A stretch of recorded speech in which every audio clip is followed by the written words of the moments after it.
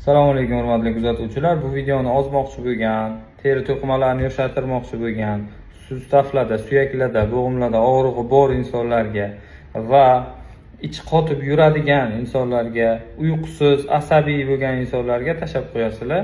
Chunki kollagenimiz shu aytib o'tgan hamma kasalliklarga xudo xohlasa juda ham zo'r shifo bo'ladi. Bu gidrolizlangan marina kollagen.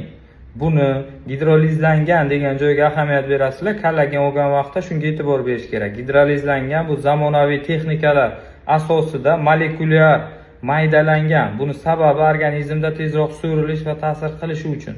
Marina kollagen dengizning eng chuqur qismidagi baliqlardan tayyorlangan tabiiy mahsulot. Xo'sh, buni tarkiblari hammasi mana bu yerda yozib qo'yilgan. Tarkibida inulin bor.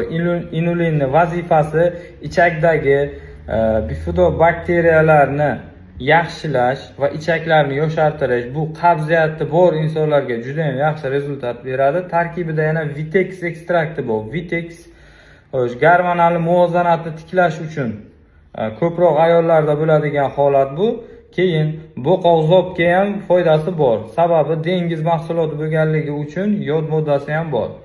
Lavanda ekstrakti asabiy bo'lib yurgan, uyqusiz insonlarga, kechqurun uxlay olmaydigan insonlarga va tez jahli chiqadigan, tez asabiy bo'lgan insonlarga ichsa bo'ladi bemalol. Keyin vitamin C bor. Vitamin C iste'mol qilgan har bir ovqatlarni tezroq so'rilishida yordam beradigan vitamin kaloriya hisoblanadi. Xo'sh, bu gidrolizlangan kollagenimiz apelsinli. Bu yerda apelsinning ham muhim bir foydasi bor.